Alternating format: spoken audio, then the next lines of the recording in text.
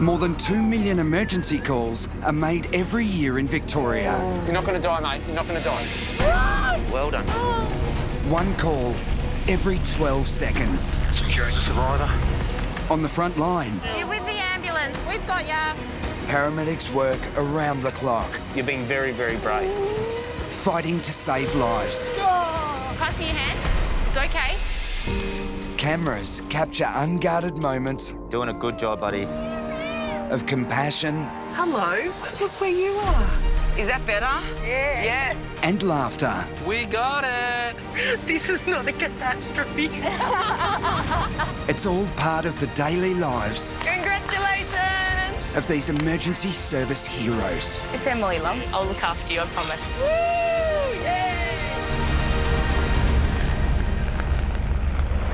On this episode of Paramedics, Just look at me in the eye. a much-loved father is on the brink of death. It's all right.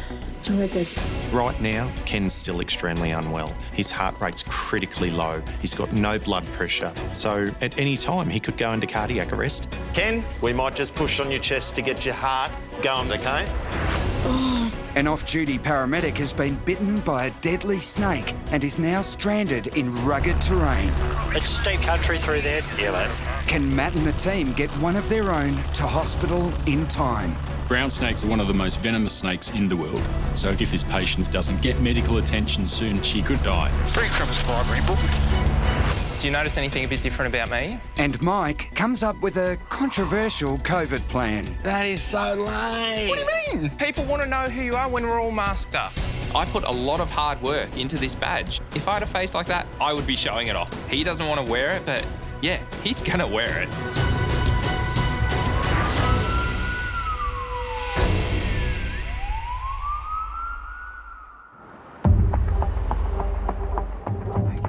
Okay, I need you to calm down and just listen to my instructions. Can you tell me exactly where you are? Listen carefully. Lay him flat on his back right now. All right, is there any serious bleeding? Thousands of calls for help come into the State Emergency Communication Centre every day. Emergency services, tell me exactly what's happened. And right now, another life-threatening case is coming through. My dad stopped breathing. My mother-in-law had to give him mouth-to-mouth. Okay, take a nice deep breath for me, okay? You're doing really well. Oh, my God. He's cold. Is he changing colour? Yes, he's very pale. Okay, I'm organising that help for you now. Dad, keep your eyes open. Oh, Dad. My response 99. We've got a 78-year-old male with a heart rate in the low 20s. Roger, thank you. Mobile intensive care paramedic Cam is now on the way to the critically ill patient. He'll be providing specialised backup to the first ambulance crew, which has just arrived at the house. Normal resting heart rate for somebody would be sort of 50 to 80 beats a minute, so it's not good. When somebody's heart rate's that low, my biggest concern is that they'll lose consciousness, lose airway control, or even worse, they'll go into cardiac arrest and die. Hey. As Cam makes his way through the heavy traffic, there's an update from the crew. Cam's worst fear has been realised. 99 received in arrest. So the patient's now gone into cardiac arrest. Right now, I know the guys on scene will be doing CPR. Without CPR, there's no blood pumping around the body. Therefore, there's no oxygen going to the brain, and eventually, the brain will die. My biggest concern here is, are they going to be able to start his heart again?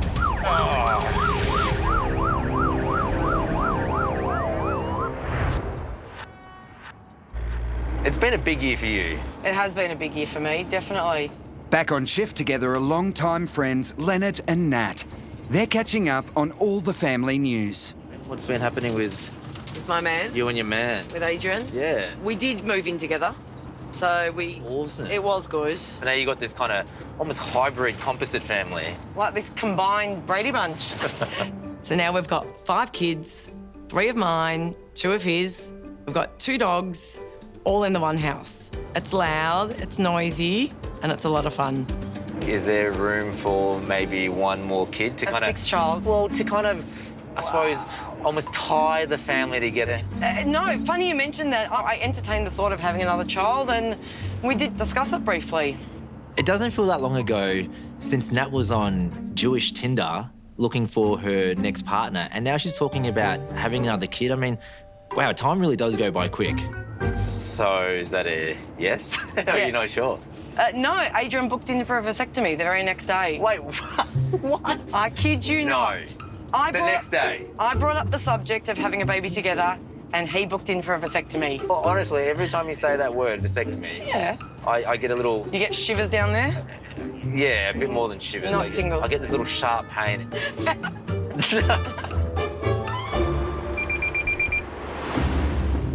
Leonard, we've just been dispatched to an 11-year-old male child that says that he has fallen out of a tree with a head strike and he has an injured neck.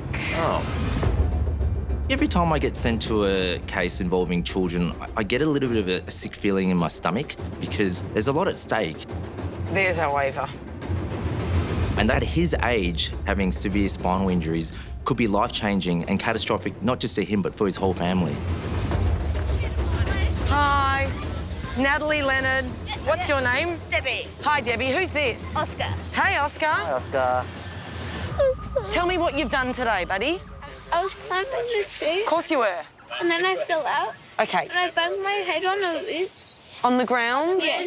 And so how did you get from over there to here, Oscar? When I hit the ground, I got up and then walked and then fell over. He was quite disorientated. Was he? When I came over, he was dizzy. Okay. Yeah. Alarm bells are definitely going off right now. Oscar's fallen over 2 metres, so I'm concerned about a number of things here. Does Oscar have a bleed, head injury? Has he fractured his skull? What other broken bones are we dealing with here?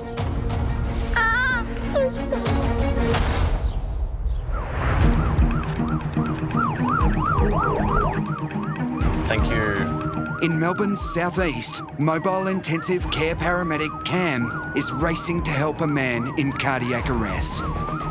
The patient is critically unwell. His heart's stopped, so no blood's pumping, no air's going in and out. Hello? G'day, I'm Cam. He's extremely sweaty. Fit, rate 22. Yeah. No blood pressure was ascertained. Yeah. The CPR performed by the paramedics at the house has worked. 78-year-old Ken has regained consciousness, but he's still in immense danger. Add some IV on Danzatron. Yeah. I've got adrenaline and some fentanyl drawn up. Yeah. We'll try a little bit of atropine, see if we can speed up his heart rate. So that's 600 mics. I'm happy for that to go in. Sorry, what is your name? Julia. Julia. Yeah. Jules. Hey, Jules. At the moment, he's really unwell, but we're going to look after him. It's all right. Ken's daughter Julia is in shock, watching her dad fight for his life. It's all right, Dad. I'm just going to listen to your breathing, mate. Just stay calm for me. Stay calm. Couple of big breaths for me. That's the way. So, very decreased air entry, no air entry to the lower right side. So that atropine didn't do anything, did it? Not as yet, mate. The medication hasn't worked. The team will now need to administer a second dose. So for this one, I'm going to give him the 1200 mics, which is the full amount. Oh, no. I know. So... I can hear Julia talking to Ken. I can see he's terrified. I can't imagine how unwell he's feeling at the moment. He'd know something's really wrong. I can't see anything rate-wise yet, but I'll just check the blood pressure. Despite the treatment, Ken's vital signs are still dangerously low, and the second dose of atropine is having no effect. The crew are now preparing for the worst. Ready for an arrest. All right. Ken, if you lose consciousness, we might just push on your chest to get your heart going, okay? Right now, Ken's still extremely unwell. His heart rate's critically low. He's got no blood pressure. He's barely maintaining a conscious state. So at any time, he could go into cardiac arrest again.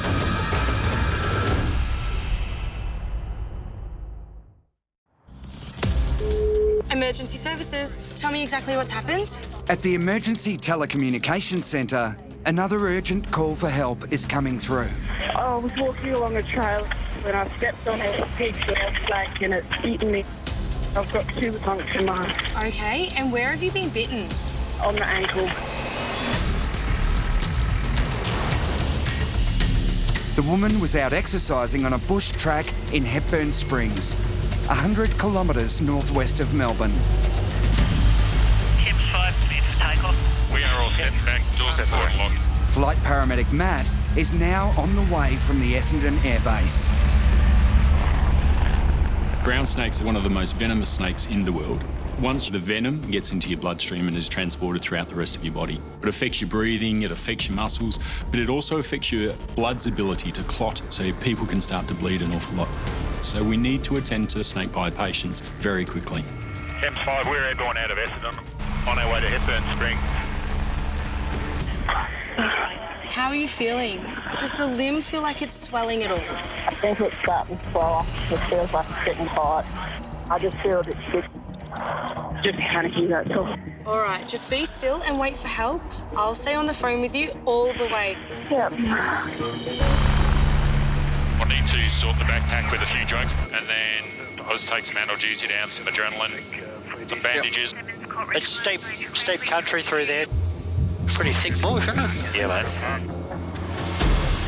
A local paramedic team has now hiked through the difficult terrain and reached the snakebite victim. Matt from Thames 5, are you with the patient there? Yes, we are. Blood pressure-wise and everything, heart rate and so forth, how's that going? We're just doing that now. She's had 1 vomit. Yep. Blood pressure 136 on 82. Yep. The woman appears stable for now, but her body could start shutting down at any time. If this patient doesn't get medical attention soon and the venom is transported throughout the rest of her body, she could die.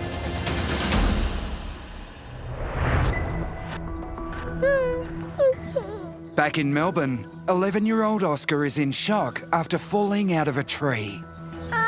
Nat and Leonard are worried the little adventurer may have serious injuries. Oscar's actually fallen from a significant height, so has he got a head injury? Is there a bleed going on? Has he fractured his neck? Is it sore there? No, it's on the very back of my head. I have a big bump out. He's actually got quite a hematoma to the back of his head. Yeah, wow. There's a real possibility that after a fall from such a height, Oscar's brain has been shaken around inside his skull, leading to concussion. Can you move your leg? OK, don't. Where's it sore? There. In there, OK. There may be a hip fracture there. You can wiggle those toes? Yeah. You can feel your foot? Yeah. Yes? OK. I want to be able to tell Oscar's mum and dad that their son is going to be okay, but the truth is, Nat and I are really worried about him. He could have a nasty head injury, he could have broken his hip, and he's still in a lot of pain. So we're going to give him something called fentanyl. Yep. It's a really good pain relief for kids, and it really should help minimise that pain. Normally, a patient that has a potential spinal injury would be immobilised with a collar. However, Oscar's got a huge lump on the back of his head, causing him a lot of pain and distress. 3, 2, 1. Good, that's all. So in this case, we've decided to use head rolls to keep his head still rather than force a collar onto him. So let's pop that in your mouth. To help Oscar cope with the ordeal of being moved to the ambulance, the fast-acting pain relief Penthrain is also being given. We need to safely move Oscar onto a spine board, but there's no chance of moving him until we actually get that pain under control. Because at the moment, even the slightest touch causes him to scream out in pain. I'm really worried about Oscar.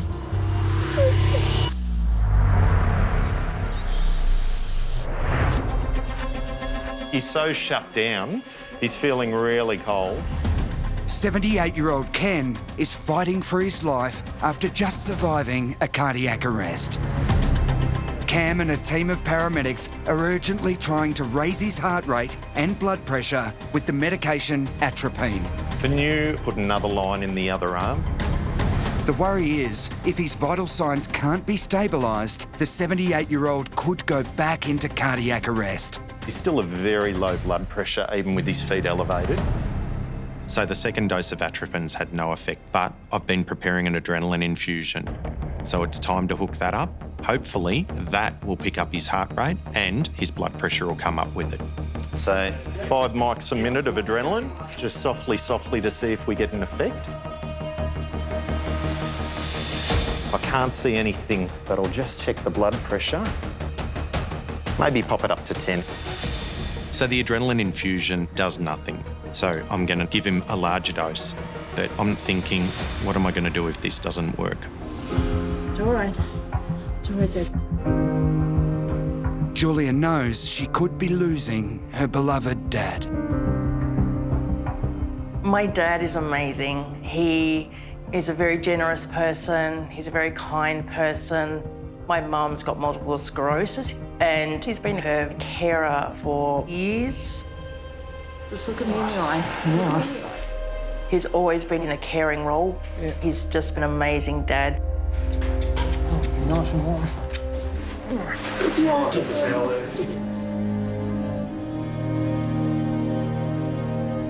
I can see Julia getting really emotional. She's saying things like, you can go if you need, let go if you want, Dad. Not yet, Jules. Not yet, mate. But it's not time for goodbyes. We're going to do everything we can to save him. I'll just see what that 15 mics a minute has done. Nice and still. Just checking your blood pressure, doing an ECG at the same time. I think it's time to move, mate. The extra dose of adrenaline has had enough impact to allow Cam to transfer his critically ill patient to the ambulance. Ready, set, go. Now, I think Ken's heart rate and his blood pressure are stable enough. We can get to hospital. All right, you're doing okay. Doing a great job, buddy. It's times like this that I am sitting on the edge of my seat. Am I going to get to hospital? Is his body going to keep responding to the adrenaline? It's all right, it's all done, Dad. You can head us to the hospital. Yeah. Even though things are looking good at the moment, things could go from bad to worse at any time. We're good to go.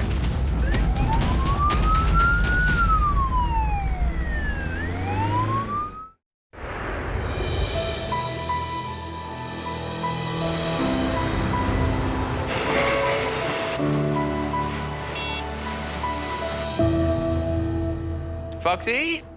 Hey, mate, how are you? Hi, big fella, how you going? Yeah, give us one of those. One of those? It's the start of shift for regular partners, the odd couple, Mike and Eamon. Do you notice anything a bit different about me? And a little surprise has been organised. What is that? What do you think? That is so lame. What do you mean? But I got you one. Oh, you didn't. You got to wear that for me. I can't. I'm not wearing that. So during the COVID pandemic, we're obviously required to wear face masks. So someone in their infinite wisdom has decided to create a badge that has a picture of our face on it. But they look absolutely ridiculous. It's right up Foxy's alley, but it is not for me. How about it can be a new badge for the car? We'll just leave it there. It's the Eamon ambulance. It's an ambulance. Ambulance. I put a lot of hard work into this badge. I think it's a nice photo, but he doesn't appreciate it. If I had a face like that, I would be showing it off. He doesn't want to wear it, but yeah, he's gonna wear it. Emergency services. Tell me exactly what happened. I have a staff member who's bowled over, crippling in pain. She can barely breathe. Where's she feeling the pain? Abdominal. And she's having trouble breathing, is she? Yeah. Just try and reassure her that help is being arranged. It's come through as a 34-year-old female, trouble breathing with some abdominal pain. Okay. She's pale, clammy, and that's all the information we have. Could be a lot of things, eh? This patient has a broad range of symptoms. So it could be something as simple as a stomach cramp or something much more sinister like an ectopic pregnancy. We have to be prepared for the worst with this patient. I'm really feeling a H. My chakras are aligning, my crystals are telling me, and it's saying H, H, Harry. So Foxy and I have been attempting to guess patients' names for years now.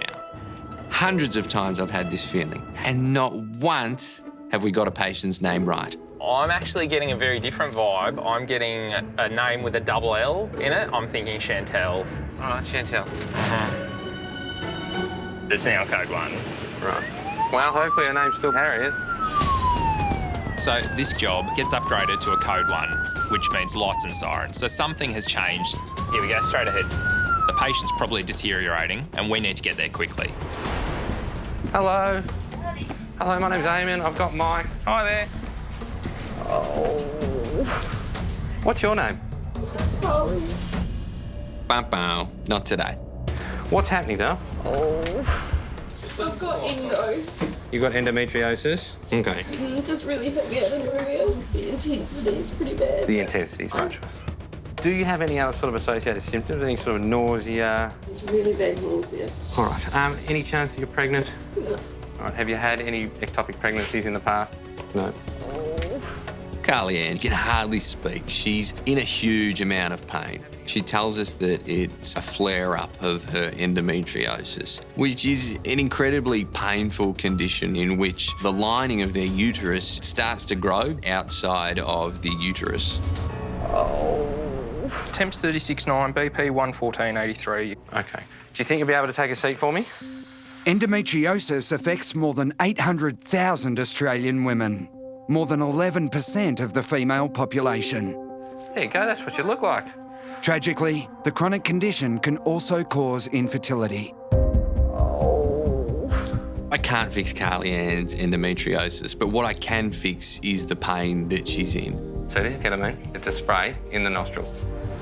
Eamon's now giving Carly Ann highly effective intranasal ketamine as well as fentanyl. Little scratch, okay? Do you have a pain management plan for your endometriosis? No. They want to give me a hysterectomy, but I'm just not ready yet. Okay. Carly Ann's been through all this terrible pain and now she's been told the only way to really get it fixed is have major surgery, like life-changing surgery in her early 30s. That's massive. All right, let's head out to the truck. I feel for her. My heart really goes out to her. Doing really well.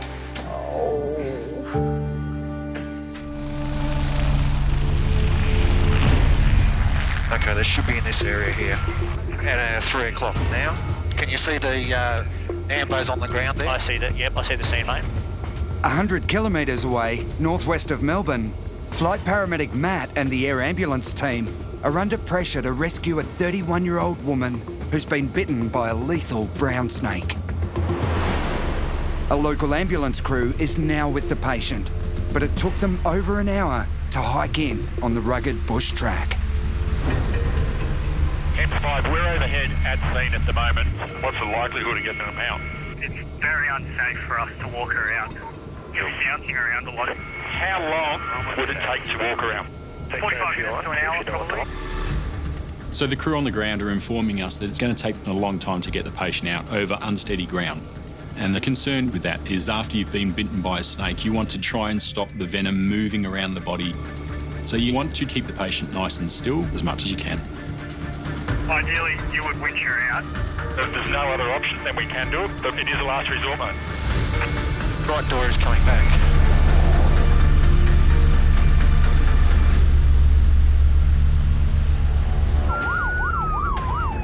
How you going, Ken? Do you feel sick, like you could vomit or anything? No.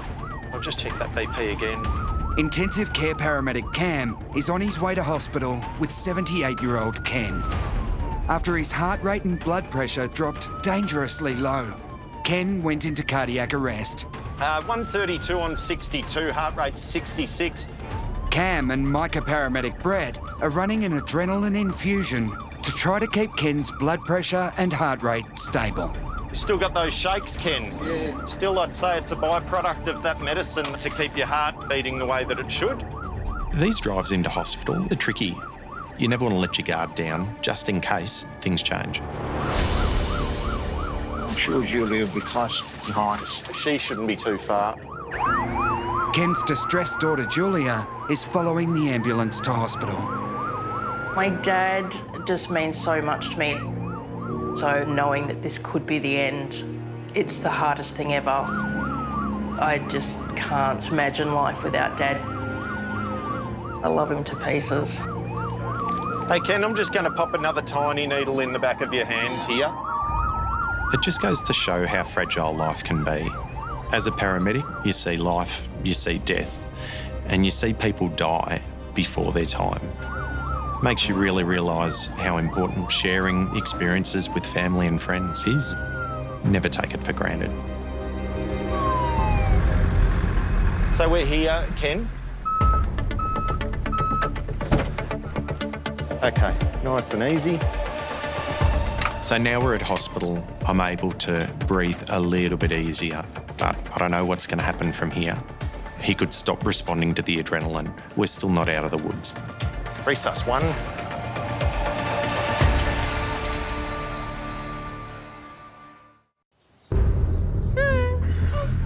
You're being super, super brave.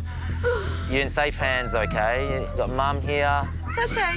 11-year-old Oscar is traumatised after falling 2 metres out of a tree. Nat and Leonard are worried about head and spinal cord injuries, as well as a potential hip fracture. Okay, I want some really nice Deep breath. Yeah. Bit more, there we go. Well done. When we move Oscar, we need to make sure that we keep him as still as possible. So ready, set, go. Keep breathing on it, mate. Because if Oscar has a spinal cord injury, which we can't completely rule out, then any little movement could be the difference between walking and not. Ready, set, go.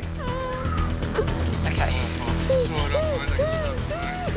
Doing a good job, buddy. Okay. Okay, we're done. We're not going to move you anymore. You did so well, Oscar. Seeing their little boy so distressed is heartbreaking for Oscar's mum and dad.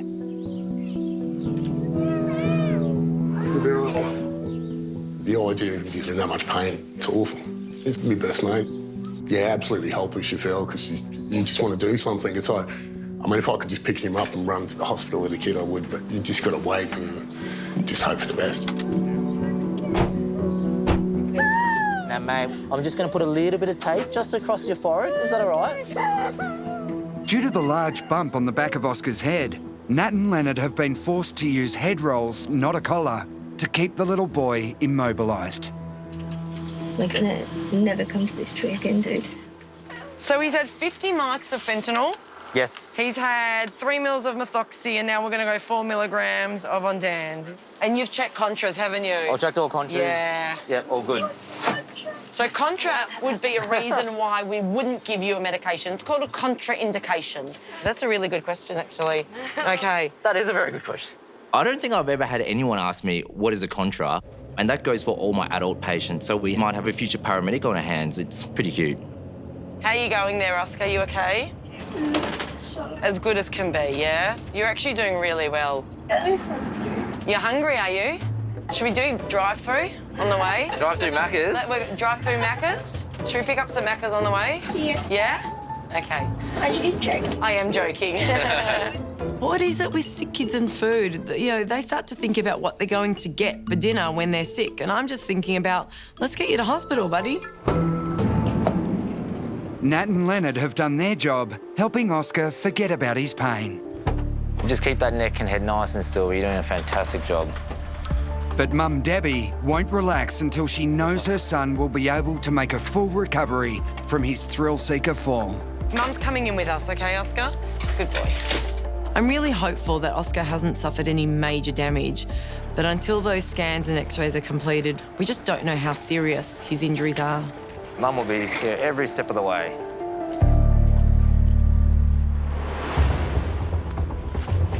Just stay on the track, Trev. In country Victoria, flight paramedic Matt and crewman Trevor are on an urgent mission to rescue a snake bite victim stranded hundreds of metres away on a bush track. The 31-year-old woman was out jogging by herself when she was bitten by a deadly brown snake. For now, her condition is stable, but she could quickly crash if the poison starts spreading through her system. Step down through here. G'day, how you going? I'm Matt. Yeah, Matt, I'm Ree. Ree, what do you do for a job? I'm an ambo. I thought I recognised you. So you know exactly what's going on? She's taken a couple of extra steps to get away from the snake and then she set herself down. She's taken her shoes off and wrapped her leg. We've just added dressing over the top. Sure. Rhee's extensive paramedic training and quick thinking may well have saved her life, but she's still in danger. How do you feel right now? Real fuzzy and lightheaded. Fuzzy and lightheaded. Vomited just once so far? Twice. Twice. Yeah. Rhea has done an amazing job. She's had the presence of mind to stop, calm herself down, take control of the bite mark and provide first aid to it, but she's clearly feeling unwell right now. Do you have a sheet or anything that we can do as a bit more shading for Rhea? Yeah, we've got a blanket. It's been 2 hours since the paramedic was bitten. Matt has to make the call about how they're getting Rhea out of the steep gully. I look at the terrain that's around me and I look at where I am and I think to myself, how are we going to get out of here? And the best option that I can see at this stage is that we are going to need to winch the patient out. Rhea, if we can get you out of here, give us your hand. Righto, lie back.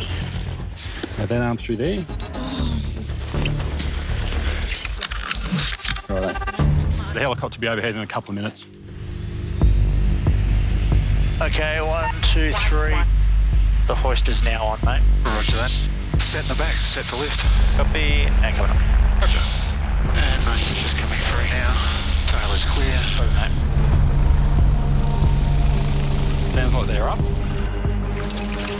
Righto, so that is fully secure around you. You're not going to go anywhere now. The only thing is you'll get a bit of noise. Obviously, you'll get shit blown down on your face. Yeah. I'll be right next to you the whole time. I do my final checks. I've ensured that Rhea is okay and I've given the thumbs up for their helicopter to come. At that point, the crewmen start to make the approach and they can guide the helicopter into where we are. And target is 3 o'clock, 800. And visual, mate. Roger. So that's secure, that's secure. Go up, chest strap. You're okay. Goggles over your face. We're good to go. Okay. And we are committed, mate. Roger, committed. Line is good, speed is good. Perfect, mate. I'm not sure we're going to get much lower than this. It's a bit bumpy, isn't it? Yep.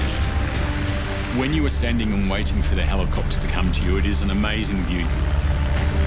You have this big machine that's hovering overhead. There's dust, there's wind, there's debris that comes towards you. There's a lot of emotion that comes in with that helicopter arriving. Move right on line. We've got 20 to run. The patient is unsure of what it's going to feel like. What happens if something happens? There'd be 1,000 things going through their head, and I can't comprehend how anxious and nervous Rhea must be feeling. 5 to run. 4, 3, 2,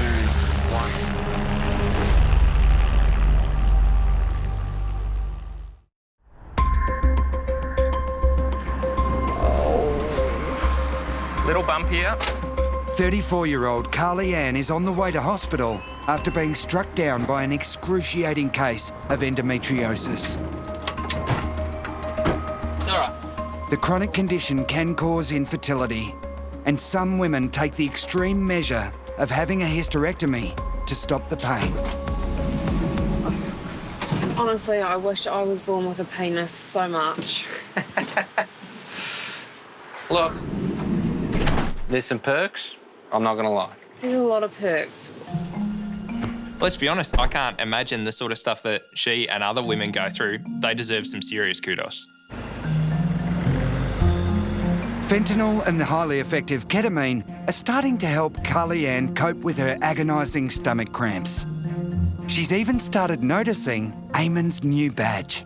So what's up with the badges of yourself? Is it because you've got masks on, right? Okay, so... I was so confident that no one was going to see these badges. And lo and behold, the first patient that we go to notices it. I'm floored. Well, what do you think of the badges? Do you think they're a bit lame? I understand the theory behind it, but it's covered up by the thing, and they wouldn't be able to see that tiny little picture anyway. Exactly. I knew I liked you, Carly. But the initial statement was that they're good, aren't they, Carly? They're a good idea, maybe just need to be a bit bigger. Yeah. Bigger? She's got to be kidding me. They need to be smaller, non-existent, not on me. How's your pain? Better? Just missing a margarita and a cheese platter. Just pulling up now. We've had a good chat and had a bit of a laugh, and we're at a hospital safely. I'd say that's a job well done. Sounds like you're having an all-round good time back here now. Carly-Ann now faces a battery of tests at hospital. So we'll be a couple of bumps and noises as we come out. Here we go. But that's nothing compared to the huge life decision facing the brave 34-year-old. I hope they find a solution for Carly-Ann that doesn't involve a hysterectomy, because that's got to be devastating for someone her age.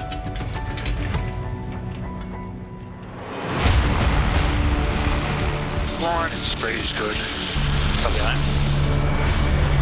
100 kilometres from Melbourne, flight paramedic Matt is about to winch Ree out of a steep gully to the air ambulance. Position is really good. Yeah, it's good, mate. Roger that. The off-duty paramedic has been bitten by a deadly brown snake, and she urgently needs to get to hospital for life-saving anti-venom. Just watching the hook out. Kevin has the hook and he's just securing the patient. Try not risk maintain. Your tail is all clear. Clear around. Copy that. And still hooking up the spider. Copy. And I have a single pump. Winching in the slack. Winching in the slack. And taking the load. Okay. Clear the winch. Clear the winch. Roger that. Load is going. Clear the ground. And winching in. Ree shuts her eyes, and I guess for her, that's like when you're going on a roller coaster and you're about to go over the edge, you realise this is happening, I've got no control of it now, I've got to close my eyes and just put my trust in the person looking after me. Just near the aircraft now, just stabilising alongside. You are clear to climb. Slowly. The equipment and survivor at the door. Bring from the survivor input. This is not a graceful procedure at all. There's a lot of shoving, there's a lot of pushing, and the crewman pushes me and I'm pushing Ree. Just got her on the stretcher. But the last thing we want is for the patient to start to panic and move towards the door of the helicopter. We need to make sure everybody is safe. We are secure in the back, mate. Good to go. Copy, mate.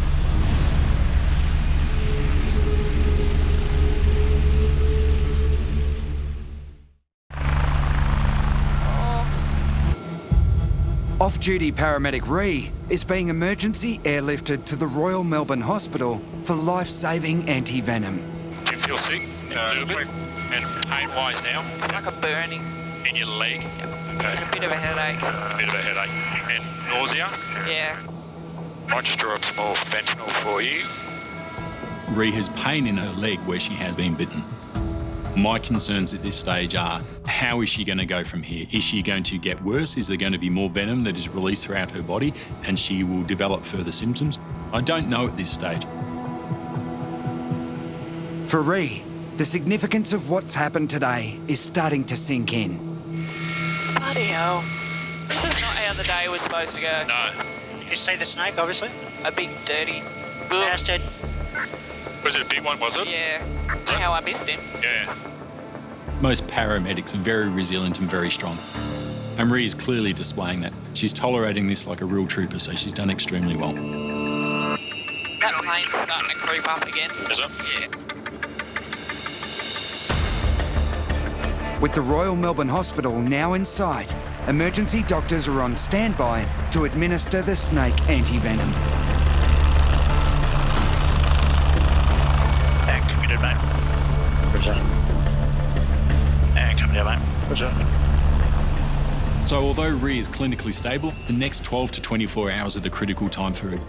Yeah, happy to come out, mate. She can still deteriorate to becoming very unwell. All right, let's get you in there.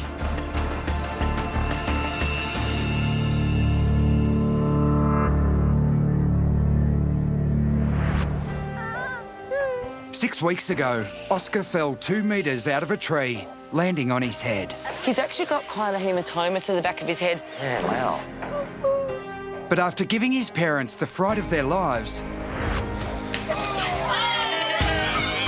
the 11-year-old is now back at home. He may not be climbing trees, but he's definitely enjoying life. Oscar spent 3 days in hospital. He was cleared of any broken bones or spinal damage, but doctors confirmed he did suffer a serious head injury. He had a concussion. It was quite severe, so we had to keep him resting for a couple of weeks. He wasn't allowed to ride a bike and he wasn't allowed to do anything that he might hurt his head. It was pretty difficult. But now he's back to being normal and able to run around, and I was terrified that wasn't going to happen.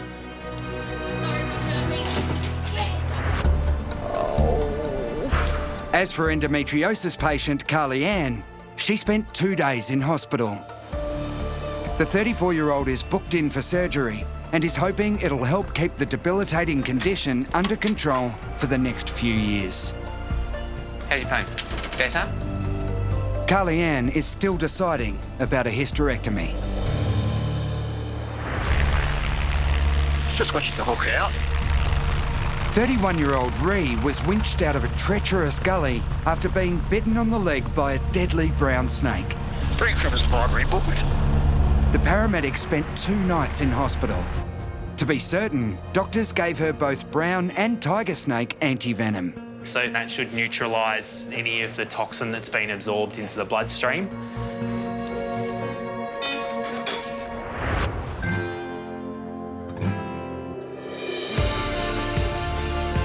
The serum worked, and Ree is back on the job.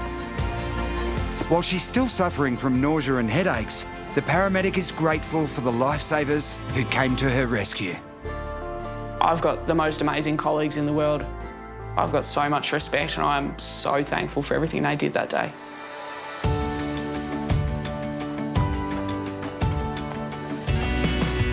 My message for anyone that is like me and can't sit still and wants to go out adventuring, do it, but make sure you're prepared. Have a fully charged phone.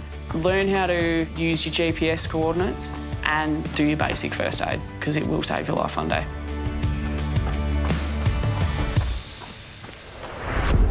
Ken, we might just push on your chest to get your heart going, OK? Ken collapsed and went into cardiac arrest on his lounge room floor. Just stay calm for me, stay calm. Cam and a team of paramedics stabilised the 78-year-old and managed to get him to hospital. It's all right. It's all right, Dad. I didn't want to leave Dad at all. He was so vulnerable. All that I wanted to do was tell him that I loved him. Daughter Julia was terrified her father wouldn't make it. Dad, do you want a cup of tea? Thanks, Ida. Is there one going? Yep. Good. But the 78-year-old did survive and had a pacemaker inserted. After weeks of rehabilitation, Ken's now on the road to a full recovery. I love jobs like this. I've walked into somebody who was critically unwell, and together with a team of other paramedics, we've taken him from really the brink of death and given him a second chance at life. I told Julia we'd do everything we could to save her dad, and I'm glad I was able to keep my promise. See that? That's what I want to see. I know. Not the cheers anymore. Paramedics are absolutely brilliant, and I cannot talk highly enough of them. I mean, in Australia, they saved my life. It's a nightmare scenario for her. With that type of pain, I reckon ketamine. This won't define your life. I just wish it didn't happen to me. Next Wednesday, it's every parent's The dog just started attacking my son. worst nightmare. A German Shepherd, that's a big dog. So the dog's lifted him up in the air. You won't believe what saved little Leo's life. You're being very, very brave. A powerful new Paramedics next Wednesday on 9.